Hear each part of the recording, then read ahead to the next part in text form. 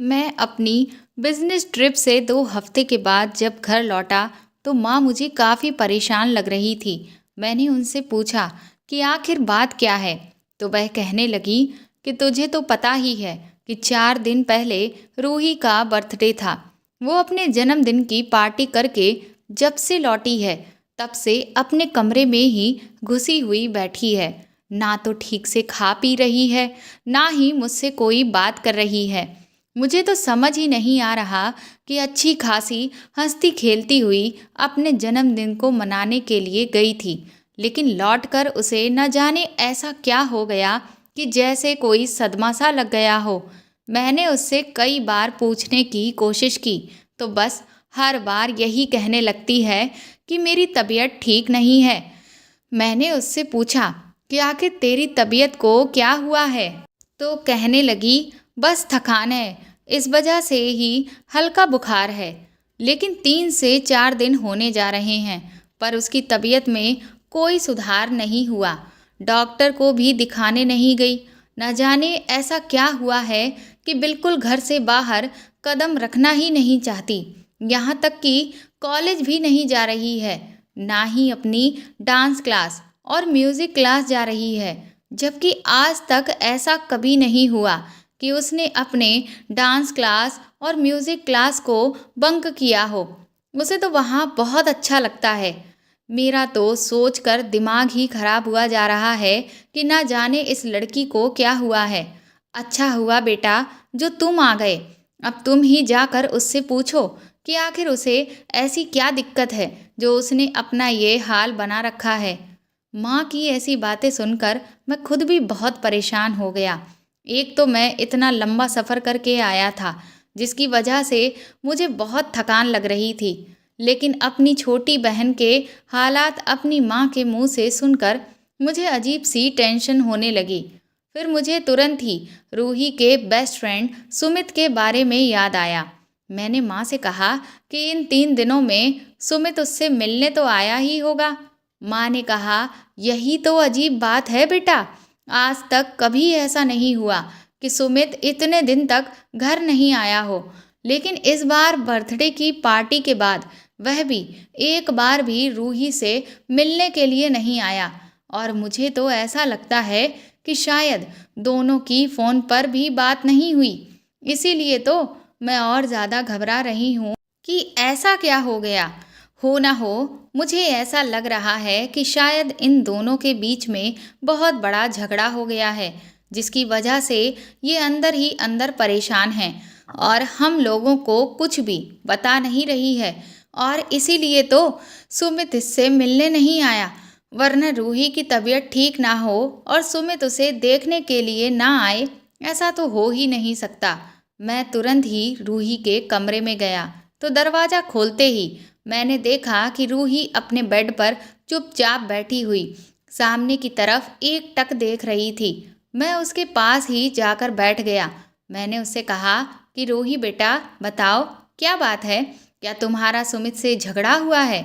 लेकिन रूही ने मेरी किसी भी बात का कोई जवाब नहीं दिया। ऐसा लग रहा था जैसे उसे मेरे आने का पता तक नहीं चला। ये देखकर मैंने उसके कंधे पर हाथ रखकर उसे धीरे से हिलाया और उसे एक बार फिर से कहा कि तुम किन ख्यालों में खोई हुई हो।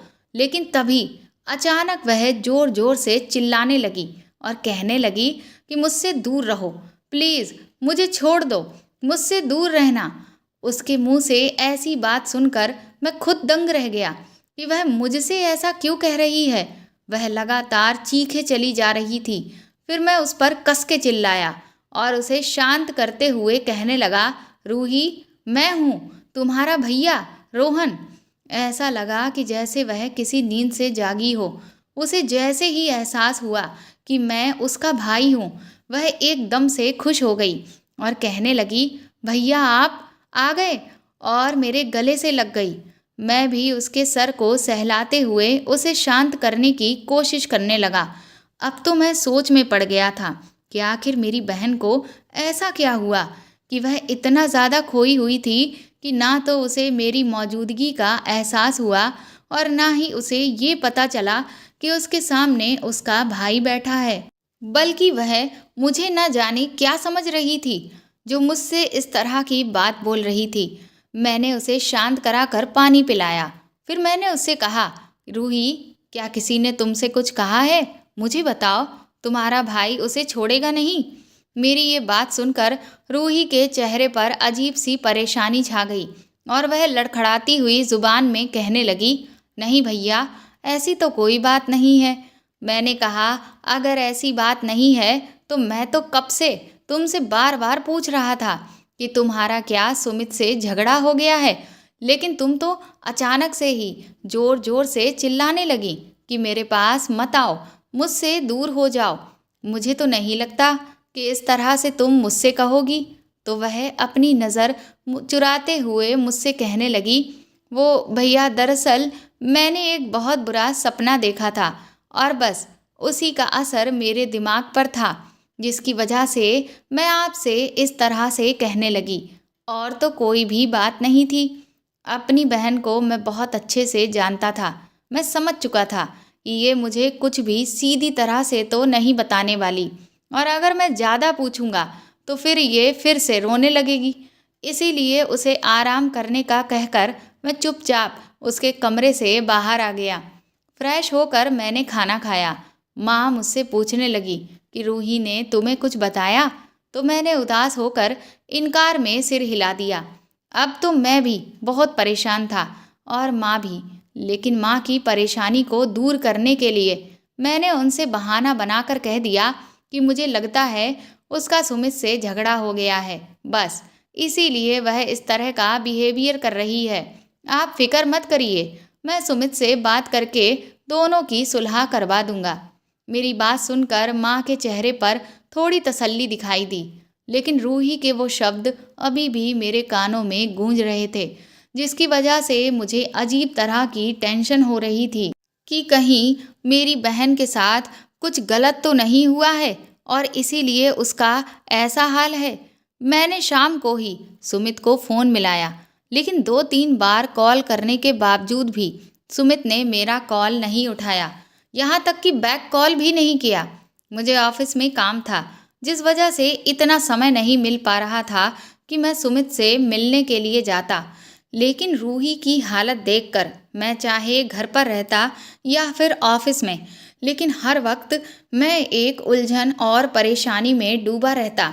इधर 2-3 दिन बीते ही थे कि जब मैं ऑफिस से लौटकर वापस घर आया तो मुझे मेन गेट पर ही रूही की कॉलेज की एक फ्रेंड मिली। उसने मुझे विश किया।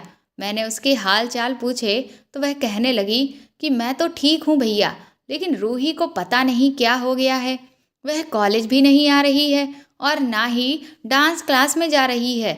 अभी बर्थडे पर लास्ट टाइम जब हम लोग मिले थे तब तो वह बहुत ज़्यादा खुश थी, लेकिन उसके बाद से उसे क्या हो गया है हम सभी फ्रेंड्स को समझ ही नहीं आ रहा। ना तो वह किसी का कॉल उठा रही है और ना ही मिलना चाहती है। अभी जब मैं भी मिलने के लिए आई तो उसने मुझसे कुछ खास बातचीत नहीं की और कहने लगी कि मेरी तबीयत ठीक नहीं है, इसीलिए अभी मैं चली जाऊं। रूही की फ्रेंड की बात सुनकर मैं और ज़्यादा परेशान हो गया कि मेरी बहन कभी ऐसी तो नहीं थी। वह तो हमेशा हंसने वाली और खूब बोलने वाली चुलबुली लड़की थी, लेकिन एकदम से वह इतना शांत कैसे रहने लगी। फिर मैंने उससे पूछा कि क्या सुमित कॉलेज आ रहा है? तो वह कहने लगी, नहीं भैया, जिस दिन से रूही कॉलेज नहीं आ रही है उसी दिन से सुमित भी नहीं आ रहा है, और जैसा बिहेवियर रूही कर रही है ठीक वैसा ही सुमित भी कर रहा है। मैंने कहा, क्या बर्थडे वाले दिन रूही और सुमित का झगड़ा हुआ था? तो वह कहने लगी कि मुझे तो ऐसा नहीं लगा भैया, हम सभी लोग पार्टी करके एक साथ ही सुमित की गाड़ी से निकले थे। उसके बाद सुमित हम सबको एक एक करके ड्रॉप करते हुए लास्ट में रूही को लेकर घर के लिए निकल गया था। तब तक तो उन लोगों के बीच में ऐसी कोई भी बात नहीं हुई थी जिससे हमें ये लगे कि उनका झगड़ा हुआ है। लेकिन अगर बाद में उनके बीच में ऐसी कोई बात हो गई हो तो पता नहीं, लेकिन इससे पहले भी उनका झगड़ा हुआ है, पर वह इतना लंबा कभी भी नहीं चला उन दोनों में से कोई ना कोई एक दूसरे को जरूर मना लेता था, पर इस बार ऐसा कुछ भी नहीं हुआ। न जाने ऐसी क्या बात है जो दोनों किसी को बताना ही नहीं चाहते। इतना कहकर वह मुझे बाय कहकर चली गई। रूही खाने के टाइम पर भी किसी से बात नहीं करती थी। जितना पूछो बस उतनी ही बात का जवाब देती और बिल्कुल चुपचाप गुमसुम सी रहती। उसकी ऐसी हालत देखकर मैं और माँ बहुत परेशान थे। पापा के देहांत के बाद मैंने रूही को अपनी बहन से ज़्यादा अपनी बेटी की तरह पाला था और उसकी खुशी मेरे लिए सबसे ज़्यादा मायने रखती थी। वह मेरी लाडली बहन थी। वह हमेशा से एक चुलबुली और खुशमिजाज लड़की रही है, लेकिन आज मैं पहली बार उसे इतना गुमसुम देख रहा था। मैंने हमेशा कोशिश की कि रूही जो भी खुशी चाहे वह उसे मिले, लेकिन इस बार मैं अपनी बहन के लिए कुछ नहीं कर पा रहा था, क्योंकि उसकी उदासी के पीछे जो भी वजह थी वो मुझे पता ही नहीं चल पा रही थी। फिर उसके बाद अगले ही दिन मैं अपने काम से समय निकालकर सुमित के घर पर पहुंचा। मैं जैसे ही अंदर गया और वहां सुमित के पेरेंट्स से मिला तो उसकी माँ भी मुझसे यही शिकायत करने लगी कि सुमित जब से रूही की बर्थडे पार्टी से लौटा है तब से ना तो ठीक से खाता पीता है, ना ही किसी से मिलने जाता है और ना कॉलेज जा रहा है। न जाने उसे क्या हो गया है। वह बोली, मैं तो पूछ पूछ कर थक चुकी हूँ, लेकिन मुझे तो वह कुछ भी नहीं बताता। रोहन बेटा, तुम ही उसे समझाओ और पूछो कि आखिर बात क्या है। मैं तुरंत ही सुमित के कमरे में पहुंचा तो वह भी रूही की तरह ही न जाने कौन सी दुनिया में खोया हुआ अपने बिस्तर पर चुपचाप बैठा हुआ था। मैंने जैसे ही उसे हेलो बोला, मुझे देखकर ऐसा लगा कि जैसे वह बुरी तरह से घबरा गया। मैंने उससे कहा कि मुझे ऐसा लगता है कि शायद तुम्हें मुझे देखकर खुशी नहीं हुई। तो कहने लगा, नहीं भैया, ऐसी तो कोई बात नहीं। मैंने कहा, तो फिर क्या बात है? आखिर तुम और रूही क्या छुपा रहे हो? तुम दोनों हम सबको इतना परेशान क्यों कर रहे हो? तो कहने लगा कि भैया, आप क्या कह रहे हैं, मुझे तो कुछ समझ नहीं आ रहा। मैंने कहा, समझ नहीं आ रहा है या फिर ना समझ बनने की कोशिश कर रहे हो? सच सच बताओ कि क्या तुम्हारा और रूही का झगड़ा हो गया है? तो वह कहने लगा, नहीं भैया, ऐसी तो कोई बात नहीं। रूही मेरी बेस्ट फ्रेंड है। अगर झगड़ा हो भी जाता तो भी क्या, हम दोनों हर बार झगड़ा के बाद तुरंत ही एक दूसरे से बात करने लगते हैं। मैंने कहा, बिल्कुल ठीक कहा तुमने, पर इस बार तुम लोग एक दूसरे से बात क्यों नहीं कर रहे हो? और तुम दोनों ने ही अपने आप को अपने अपने कमरों में बंद क्यों कर लिया है? मेरी इस बात को सुनकर वह कहने लगा कि भैया, वो मेरी ज़रा तबीयत खराब है। मैंने कहा, बहुत अच्छे, तुम्हारी और रूही दोनों की एक साथ तबीयत खराब हो गई। तुम मुझे बताते हो या फिर मैं तुम्हारे कान के नीचे खींच कर लगाऊं? मेरी ऐसी बात सुनकर वह हक्का बक्का रह गया, क्योंकि मैं इतना जानता था कि जब तक मैं कढ़ाई से इससे नहीं पूछूंगा ये मुझे कुछ भी नहीं बताने वाला। मेरी बात सुनकर सुमित अचानक से रोने लगा। कहने लगा, मुझे माफ़ कर दीजिए भैया, रूही मेरी बेस्ट फ्रेंड है, लेकिन मैं उसे बचा नहीं पाया। उसकी ऐसी बात सुनकर मैं बुरी तरह से घबरा गया। मैंने कहा, आखिर तुम्हारा क्या मतलब है? तुम रूही को बचा नहीं पाए? आखिर कहना क्या चाहते हो? किससे नहीं बचा पाए तुम रूही को? तो वह फूट फूट कर रोने लगा। मैंने कहा, तुम मुझे साफ साफ बताते हो या नहीं? उसके बाद सुमित ने मुझे जो कुछ भी बताया उसे सुनकर तो मेरे होश उड़ गए और मेरे अंदर गुस्से की ज्वाला फूटने लगी। मुझे उस वक्त इतना गुस्सा आ रहा था कि जैसे मैं पूरी दुनिया में ही आग लगा दूं। मैं तुरंत ही गुस्से में वहां से बाहर निकला और अपने घर पहुंचा। माँ मुझे देखते ही पूछने लगी कि सुमित ने तुम्हें कुछ बताया? तो मैंने उस वक्त उनसे बहाना कर दिया कि नहीं, उसने भी मुझे कुछ नहीं बताया। उसके बाद मैंने भी अपने आप को कमरे में जाकर बंद कर लिया और मैं वहाँ जाकर पहले तो खूब रोया, क्योंकि मैं चिल्ला चिल्ला कर अपना गुस्सा बाहर नहीं निकाल सकता था, वरना माँ को और ज़्यादा टेंशन हो जाती। जब मैं थोड़ा सा शांत हुआ तब मैंने अच्छे से सोचा कि अब आगे मुझे क्या करना है। उसके बाद रात को मैं रूही के पास गया। मैंने उससे कहा, रूही, तुम्हारी वो डायमंड रिंग कहाँ है जो मैंने तुम्हें बर्थडे पर गिफ्ट में दी थी। ये बात सुनकर रूही अचानक से घबरा गई और वह दबी जुबान में कहने लगी, वो भैया, वह रिंग मुझसे खो गई है। भैया, आप मुझे डांटिएगा नहीं, मेरी गलती नहीं है। मैंने उसे ढूंढने की बहुत कोशिश की। मैंने कहा, अरे पगली, एक डायमंड रिंग के लिए क्या कोई इतनी टेंशन लेता है?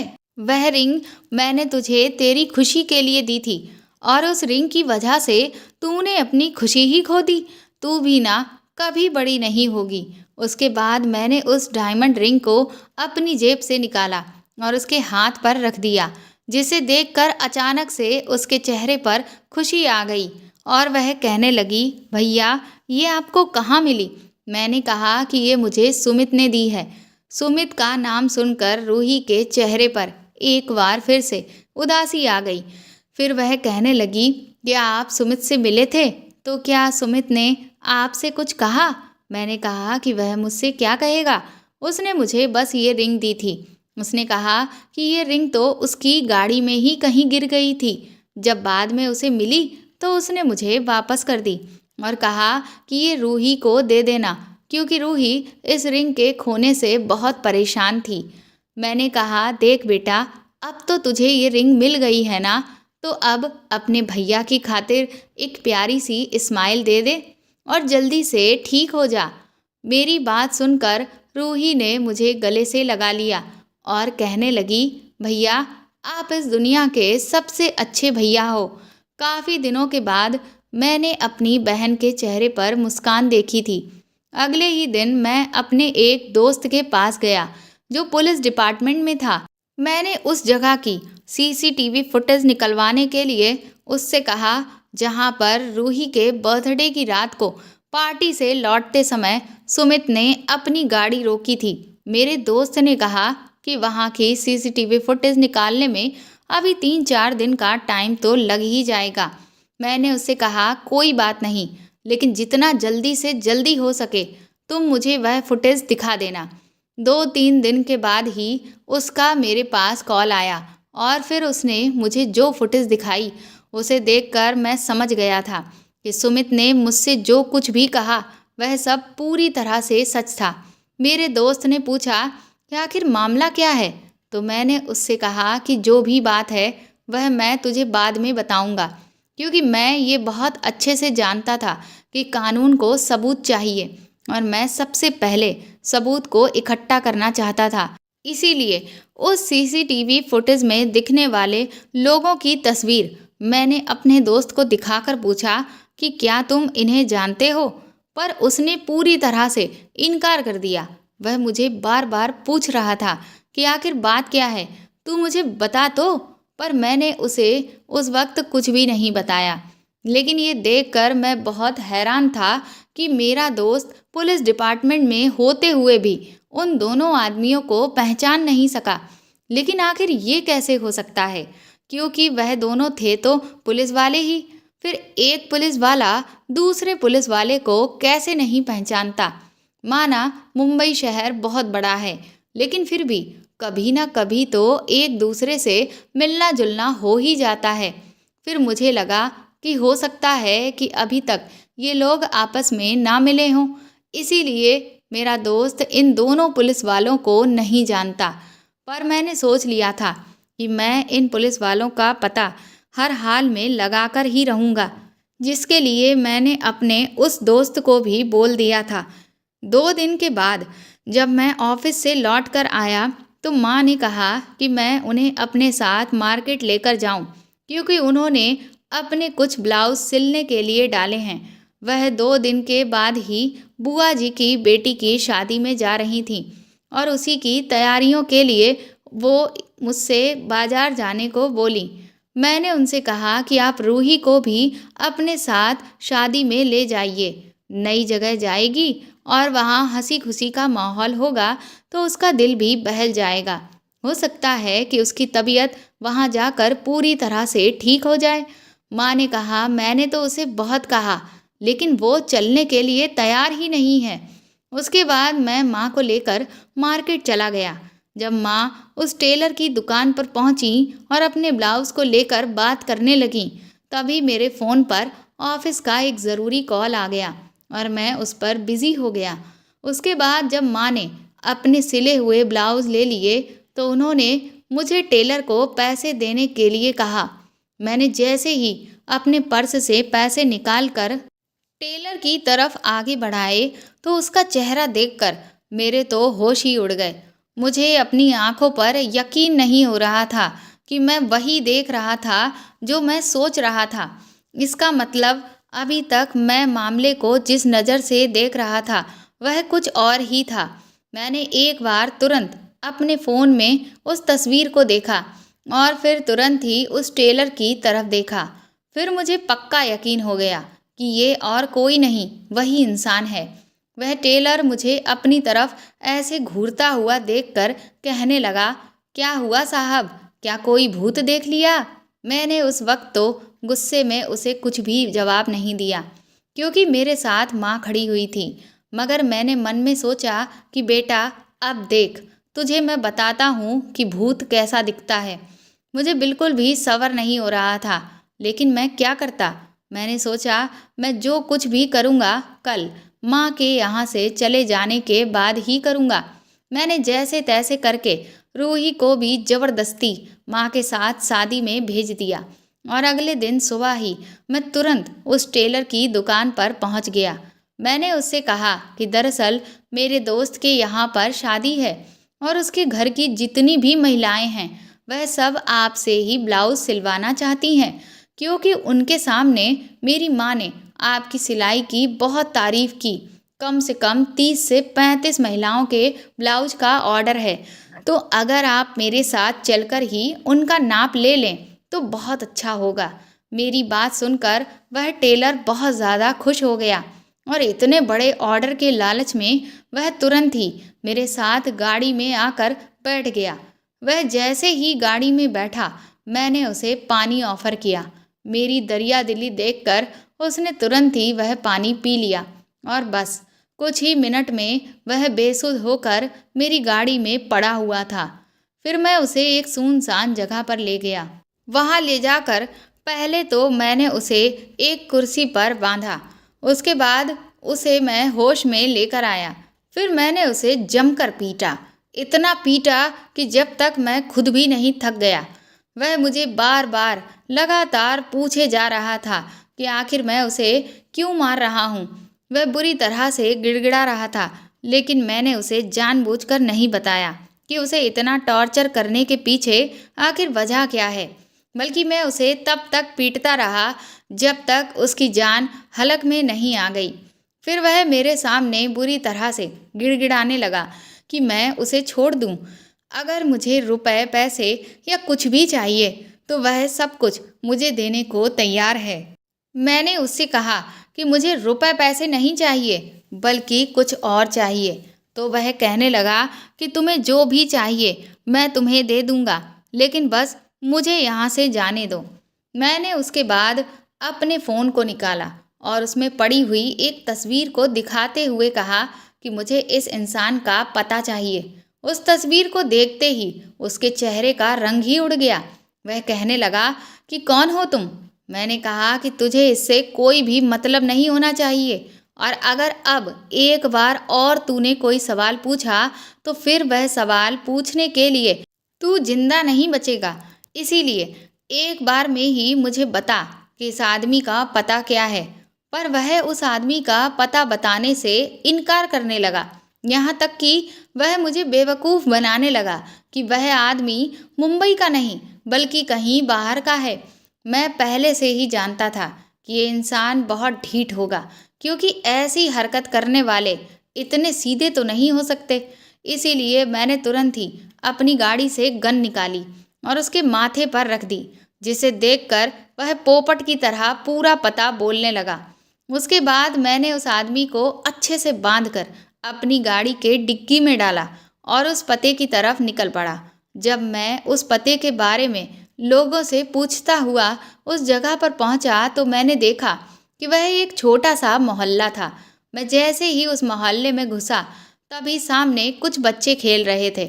मुझे और तो कोई खास वहां दिखा नहीं, इसलिए उन्हीं खेलते हुए बच्चों में एक प्यारी सी बच्ची से मैंने पूछा कि विनायक का घर पता है बेटा?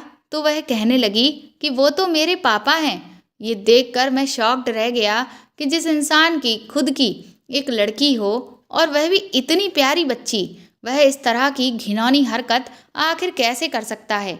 मेरे अंदर अभी भी बहुत गुस्सा भरा पड़ा था, लेकिन उस बच्ची का मासूम चेहरा देखकर मेरा दिल पिघलने लगा। मुझे उस बच्ची पर बहुत तरस आने लगा कि उसे भगवान ने ऐसा दरिंदा बाप दिया है। लेकिन अब मैं भी क्या करता, मैं मजबूर था। कहते हैं ना, कभी कभी माँ बाप के किए की सजा बच्चों को भुगतनी पड़ती है। वह बच्ची मासूम थी, पर उसे नहीं पता था कि उसके बाप की करतूत का बदला मैं उससे लेने वाला हूँ और उसके साथ वह करने वाला हूँ जिसके लिए मेरा ज़मीर और मेरा दिल गवाही भी नहीं दे रहा था। मैं तुरंत ही उसे लेकर उसके घर पर पहुँच गया तो मैंने सामने विनायक की बीवी को देखा। थोड़ी ही देर में मैंने अच्छी अच्छी बातें करके विनायक की बीवी को यकीन दिला दिया कि मैं उसका बहुत अच्छा दोस्त हूँ और काफ़ी दूर से उससे मिलने के लिए आया हूँ। उन्हें मेरी बात पर पूरा यकीन हो जाए, इस वजह से मैं तुरंत ही जाकर उस बच्ची के लिए कुछ खाने पीने का सामान भी ले आया और एक प्यारी सी गुड़िया भी।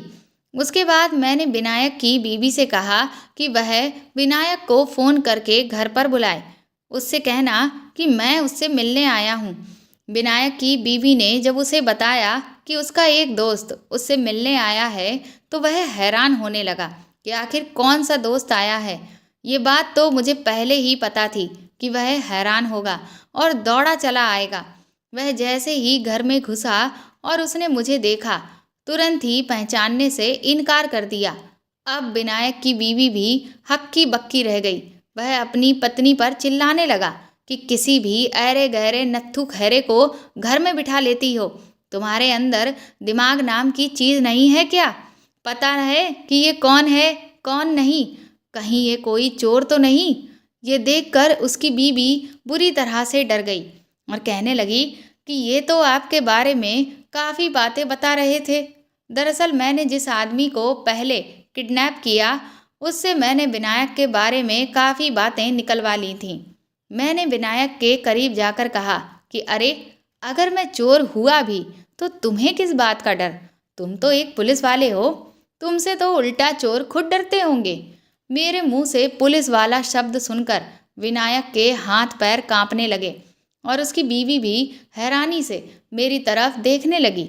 मैंने कहा, भाभी जी, आपको नहीं पता आपके पति पुलिस वाले हैं? फिर मैंने एक जोरदार हंसी हंसी। मैंने कहा, अरे वाह, तुमने अपने प्रोफेशन के बारे में अपने ही घर वालों को नहीं बता रखा। अच्छा बताइए भाभी जी, आपके पति पुलिस वाले नहीं तो फिर कौन हैं?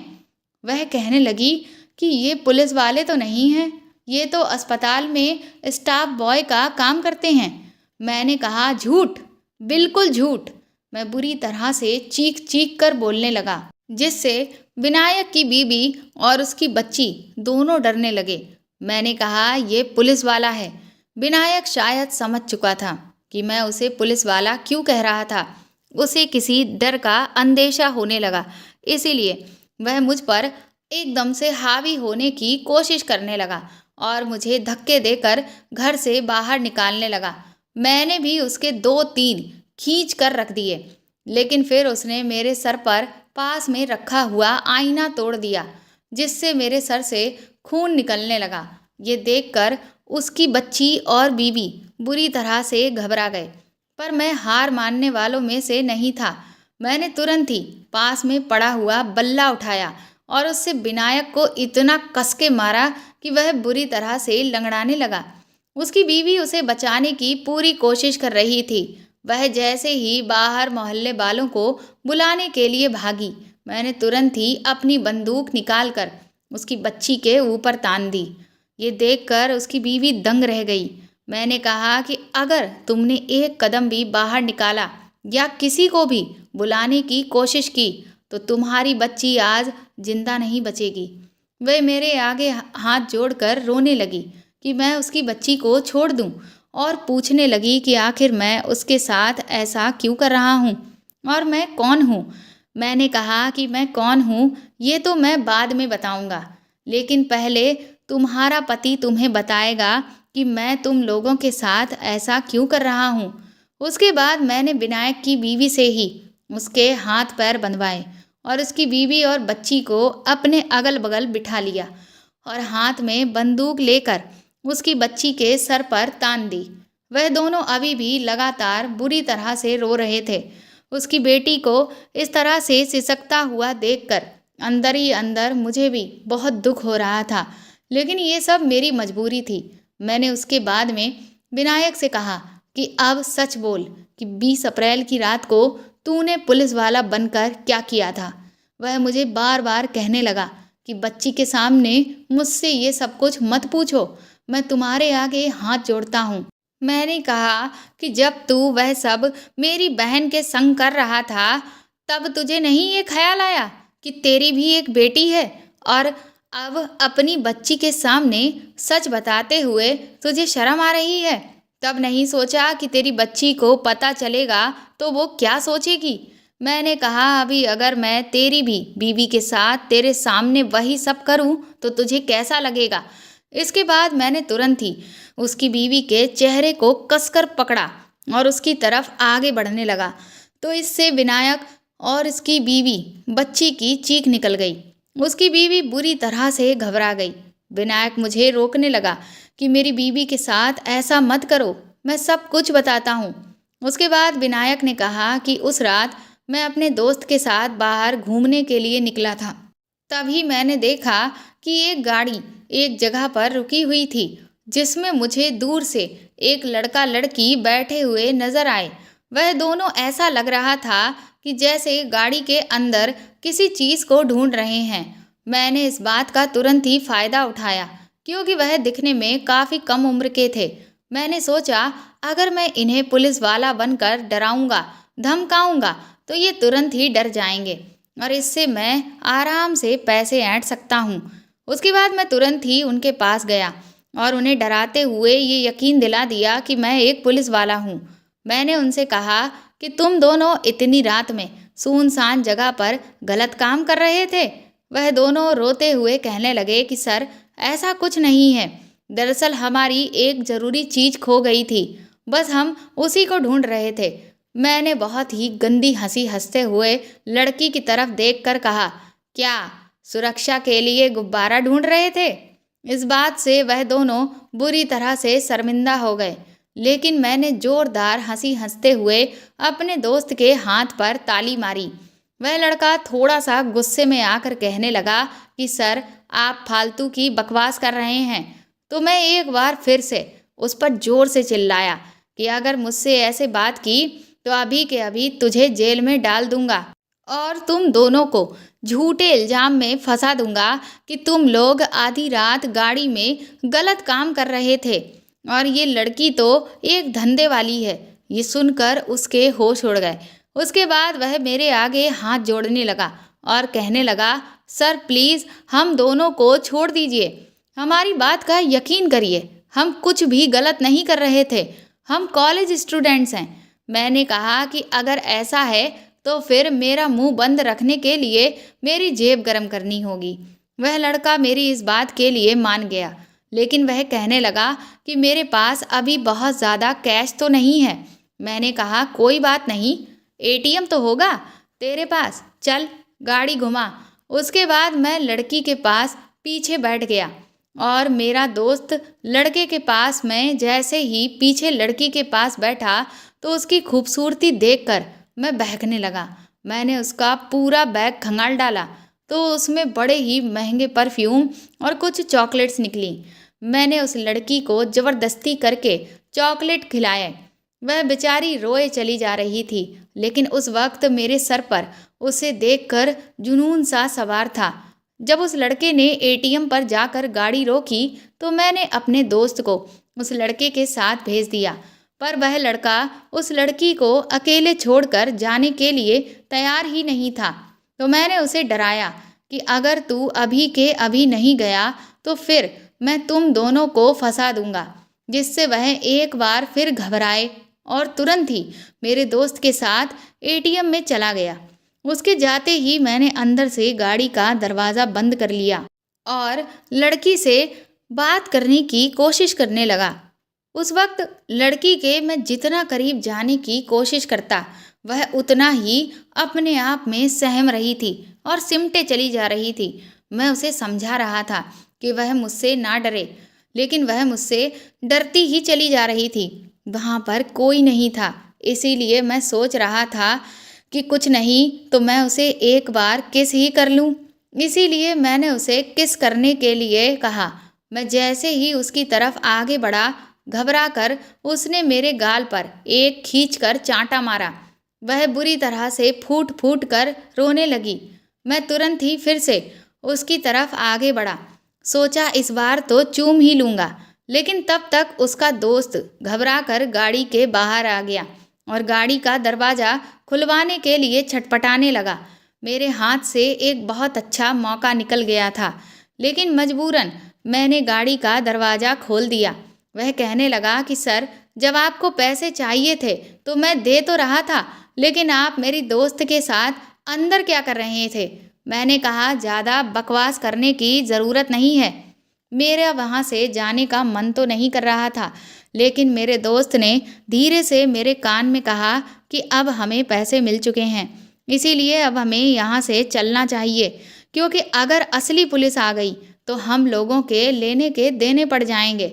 इसीलिए लड़की का चक्कर छोड़ और तुरंत ही यहाँ से निकल। और फिर मजबूरन मुझे वहाँ से निकलना पड़ा, लेकिन मैं उस लड़के से कहकर गया कि अगली बार मिलोगे तो फिर से मज़ा लूँगा। इसके बाद पूरी सच्चाई बोलकर विनायक फूट फूट कर रोने लगा। मैं तुरंत ही वहाँ से उठा और मैंने विनायक की बीवी की तरफ देखकर कहा कि भाभी, मुझे माफ़ कर देना, लेकिन अगर मैं आपके साथ ये सब नहीं करता तो आपके पति का घिनौना चेहरा आपकी नज़रों के सामने कभी भी नहीं आता। मैंने विनायक से कहा कि तूने मेरी बहन के साथ जो भी किया उसके लिए मैं तुझे आज यहाँ जान से मारने के लिए ही आया था, लेकिन तेरी बच्ची का मासूम चेहरा देखकर ही मैंने ये फैसला लिया है कि अब मैं तुझे कड़ी से कड़ी सज़ा दिलवाऊंगा। बस सिर्फ और सिर्फ तेरी बच्ची की खातिर ही तुझे तेरी ज़िंदगी आज मैं बख्श रहा हूँ। मैंने तुरंत ही अपने दोस्त को बुलवाकर विनायक और उसके दोस्त को पकड़वा दिया और सबूत के तौर पर मैंने पहले ही अपनी शर्ट के बटन में एक स्पाई कैमरा लगा लिया था, जिससे कि जब विनायक अपने जुर्म को कबूल करे तो मैं उसका पूरा का पूरा वीडियो रिकॉर्ड कर लूँ। और वही रिकॉर्डिंग मैंने अपने दोस्त को थमा दी। अगले ही दिन माँ और रूही बुआ की बेटी की शादी से वापस आ गए। उन्होंने जब मेरे सर पर चोट देखी तो थोड़ा परेशान हो गए, पर मैंने समझा दिया कि वो छोटा सा एक्सीडेंट हो गया था। उसके बाद मैंने फ़ोन करके सुमित को घर बुला लिया। मैंने उन दोनों से कहा कि वह तुम्हें कहीं लेकर जाना चाहता हूँ। वह दोनों बहुत ज़्यादा हैरान थे कि आखिर मैं उन्हें कहाँ लेकर जा रहा हूँ। उससे भी ज़्यादा हैरान वह तब हुए जब उन्होंने देखा कि मैंने पुलिस स्टेशन के सामने गाड़ी रोक दी। उन दोनों को कुछ भी समझ नहीं आ रहा था। उसके बाद जब मैं उन्हें अंदर लेकर गया तो सामने सलाखों के पीछे जिन लोगों को रूही और सुमित ने खड़े देखा, उनके तो पैरों तले जमीन ही निकल गई। वह हक्के बक्के से कभी एक दूसरे को देखते तो कभी मेरी तरफ। मैंने रूही से कहा कि सुमित ने उस दिन मुझे सब कुछ बता दिया था। मैंने अपनी बहन से कहा, बेटा, तुझे अपने भाई पर इतना भी भरोसा नहीं था कि वह तेरे लिए इंसाफ करेगा? तू एक बार मुझसे कहकर तो देखती। रूही तुरंत ही मेरे गले लगकर फूट फूट कर रोने लगी। कहने लगी, भैया, मैं बुरी तरह से डर गई थी। मुझे समझ ही नहीं आ रहा था कि मैं ये सब आपको कैसे बताऊं। मैंने सुमित से कहा कि कम से कम तुम्हें तो मुझे तुरंत ही सब कुछ कहना चाहिए था। तो सुमित कहने लगा कि मैं तो बहुत ज़्यादा शर्मिंदा था भैया, क्योंकि मेरे होते हुए भी रूही के साथ उस दिन वह सब हुआ। इसी वजह से मैंने रूही से बात भी करना बंद कर दिया था, क्योंकि मुझे खुद पर बहुत शर्म महसूस हो रही थी कि मैं रूही की सुरक्षा नहीं कर सका। मैंने कहा, तुम दोनों की उम्र अभी कम है, बस इसी वजह से इन जैसे लोगों ने इस बात का फ़ायदा उठाया। और एक सच और आज मैं तुम्हें बताता हूँ, ये दोनों कोई पुलिस वाले नहीं हैं। ये सुनकर तो वह दोनों हैरान रह गए। मैंने कहा, हाँ, तुमने सही सुना। इन्होंने तुमसे झूठ बोलकर तुमसे रुपए लिए, क्योंकि इन्हें अच्छे से पता था कि अगर ये तुम्हें खुद को, अपने आप को पुलिस वाला दिखाएंगे तो तुम लोग डर कर इनके झांसे में आकर इन्हें मोटी रकम दे दोगे। उसके बाद मैं रूही और सुमित को लेकर घर आ गया। मैंने रूही से कहा कि अब तुम मुझसे वादा करो कि आज के बाद तुम कभी भी कोई भी बात अपने भैया से नहीं छुपाओगी, फिर चाहे वह कैसी भी बात क्यों ना हो।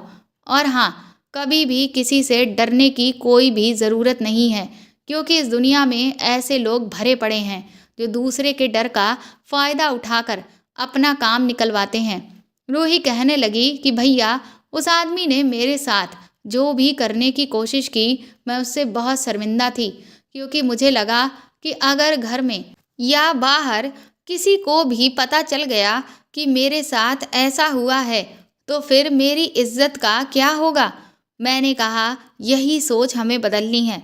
गलत तो उस आदमी ने तुम्हारे साथ किया था, तो इसमें तुम्हारी इज्जत पर दाग आखिर कैसे लग सकता है। तुमने तो उसके साथ कुछ भी गलत नहीं किया ना।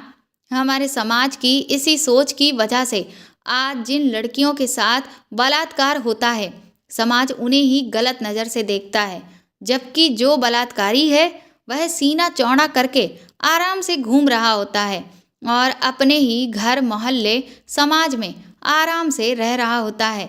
और जो लोग पीड़ित लड़की को गिरी हुई नज़र से देखते हैं, वही लोग उस अत्याचारी इंसान के साथ आराम से उठते बैठते हैं और उसे ये एहसास दिलाते हैं कि उसने कोई भी गलत काम नहीं किया है, जबकि होना उल्टा चाहिए। पर समाज के सोचने का तरीका ही ऐसा है, जिसे हमें ही बदलना होगा। रूही कहने लगी, आपने ठीक कहा भैया, अगर मैं भी ऐसी सोच नहीं रखती तो अब तक जो भी कुछ हुआ वह नहीं होता। उसके बाद मेरी बहन ने एक बार फिर से कॉलेज जाना और अपनी डांस और म्यूज़िक क्लासेस जाना भी शुरू कर दिया और उसने फैसला कर लिया कि अब वह अच्छे से पढ़ाई में कड़ी मेहनत करके पुलिस फोर्स ज्वाइन करेगी, ताकि ऐसे लोगों को कड़ी से कड़ी सज़ा दिला सके। कुछ टाइम के बाद उन दोनों ही आदमियों को सज़ा हो गई और आज वह अपने किए हुए गुनाह की सज़ा भुगत रहे हैं। तो दोस्तों, आपको मेरे द्वारा लिखी हुई ये कहानी कैसी लगी, प्लीज़ मुझे कमेंट करके ज़रूर बताएं और प्लीज़ इस कहानी को ज़्यादा से ज़्यादा शेयर और लाइक करें। साथ ही अगर आप चाहें तो मुझे सुपर थैंक्स भी दे सकते हैं। आप चैनल पर नए हो तो सब्सक्राइब करके बेल आइकन ज़रूर दबा दें, ताकि आगे भी मैं आपको ऐसी ही अच्छी कहानियाँ सुनाती रहूँ। Thank you.